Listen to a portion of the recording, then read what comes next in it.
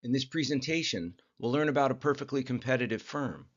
After we construct the firm model, we want to see how output changes as a result of an increase in revenues and costs. Let's start by labeling price on the vertical and quantity on the horizontal.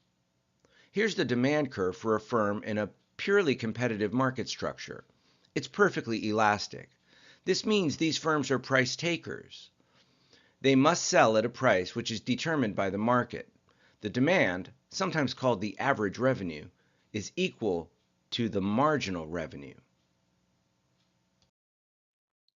Here are the cost curves, ATC and MC. They're both up parabola.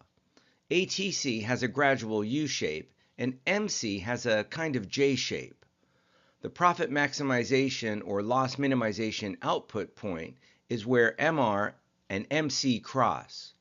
Marginal revenue equals marginal cost determines the quantity the firm produces at this price. At P1, the revenues and costs on average are the same for this quantity, Q1. If price and cost are equal, this firm earns a normal profit.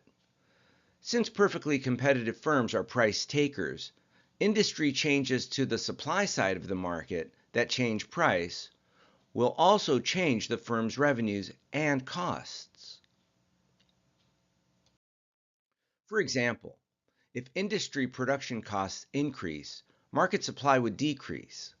Other things being equal, this would cause market price to rise. As market price increases, the firm follows by increasing its price.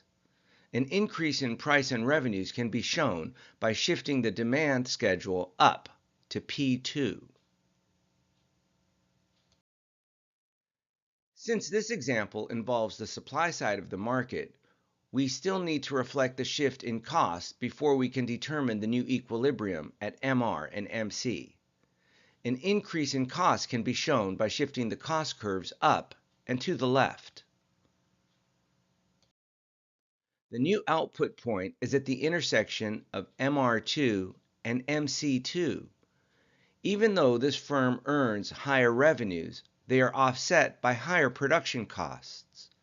At this higher cost, the firm still produces less output at Q2 and still earns a normal profit.